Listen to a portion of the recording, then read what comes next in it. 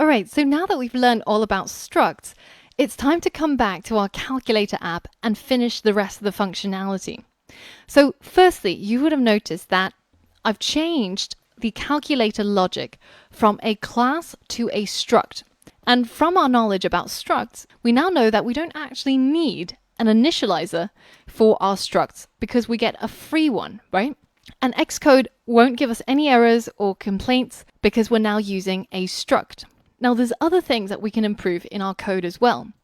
If you head over to the viewcontroller.swift, you can see that at the moment, we're initializing a brand new calculator logic structure every single time the calc button is pressed.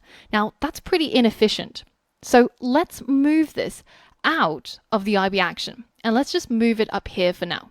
So now that it's outside of this function, this is no longer a local variable. It's now a global variable.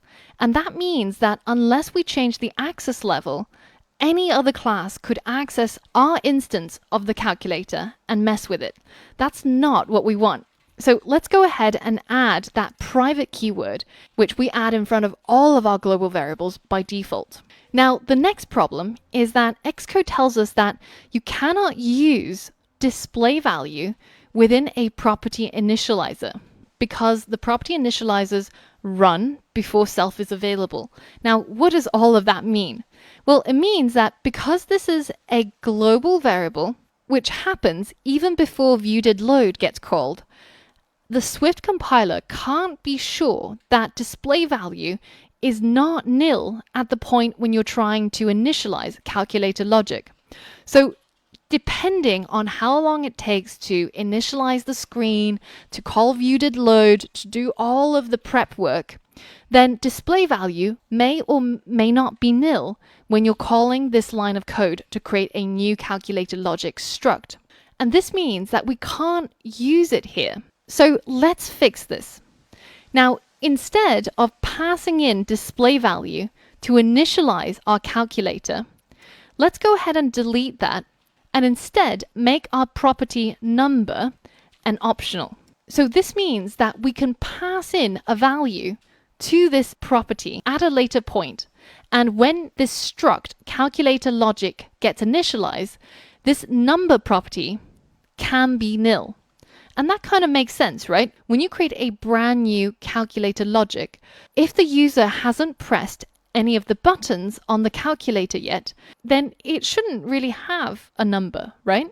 But if this number is a double, then before we use it, we have to check to make sure that it's not nil.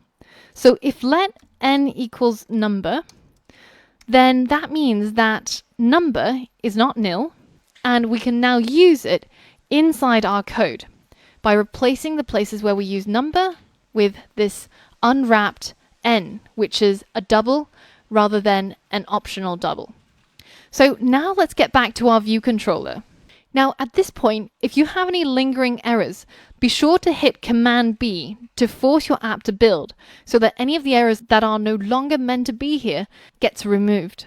Now the next thing I want to change is inside our struct calculator logic. Our number property at the moment is a global variable. And do you remember what we said about global variables? They should always have the private access level by default, because otherwise this property is accessible from all other classes within our app.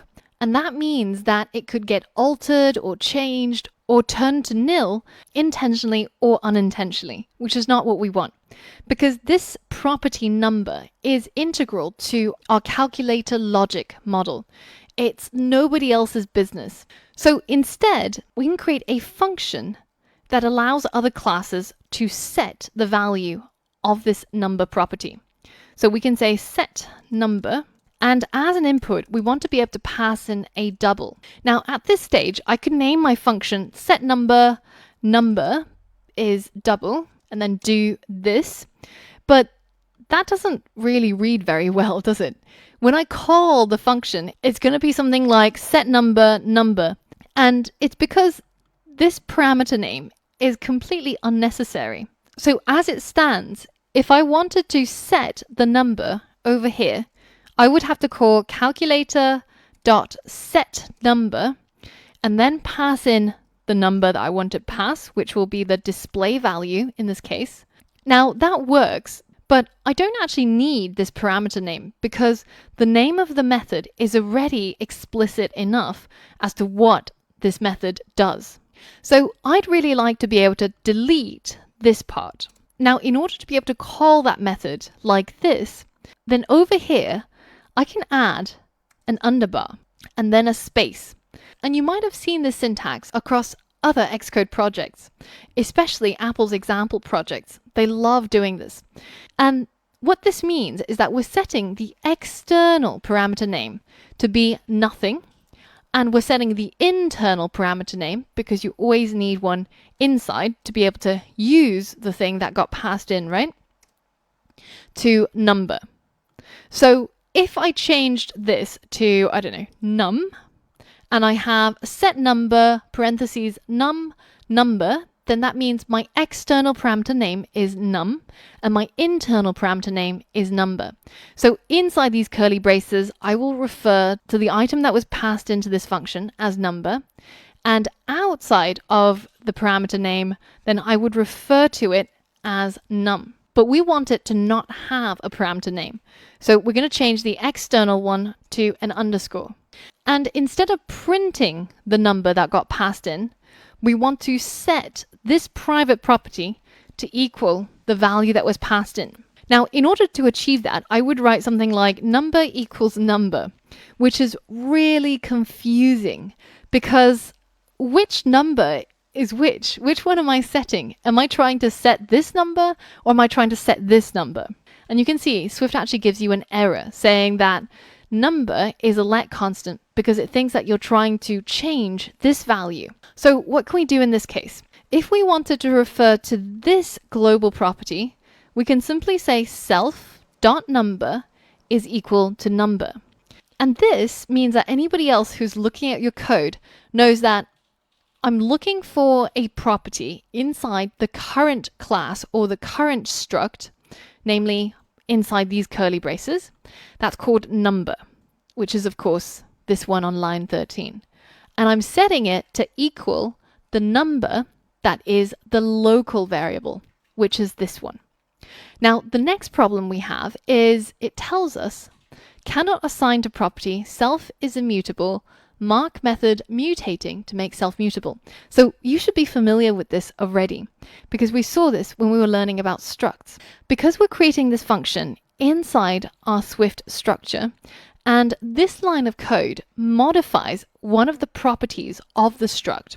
So if you remember, when you use a struct or when you pass around a struct, it does so by copying all of the values.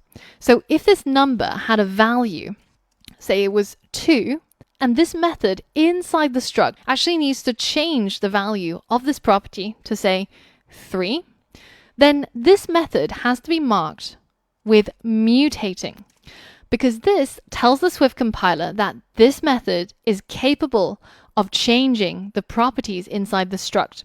And that means that it knows to make a brand new copy of the struct when this function is run, so that it can update the property.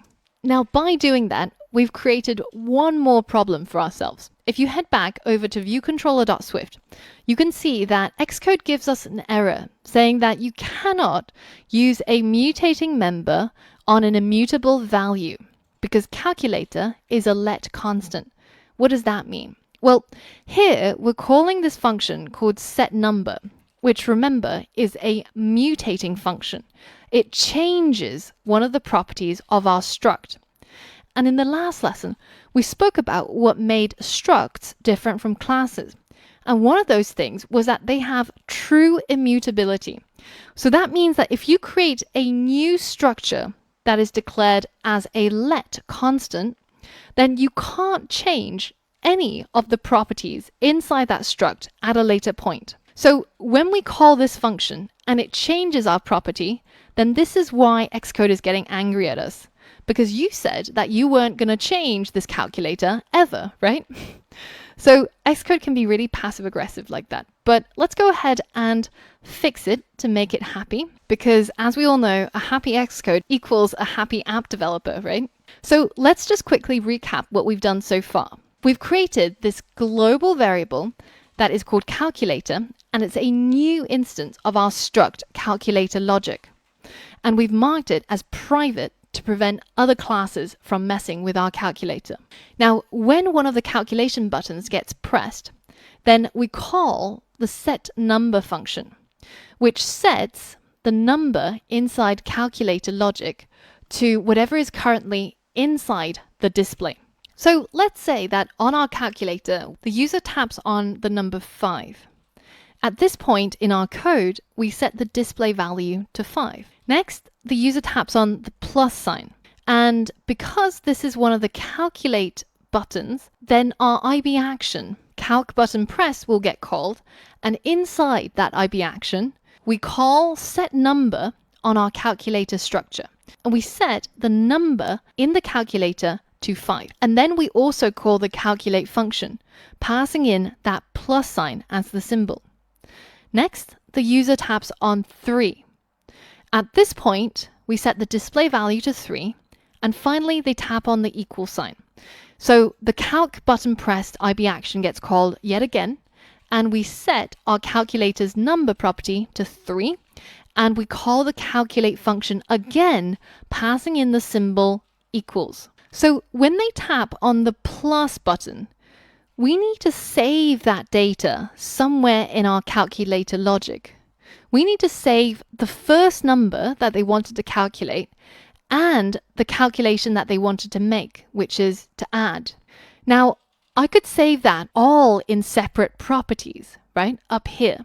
Or I could create a brand new struct that contains the first number and the operation they want to make.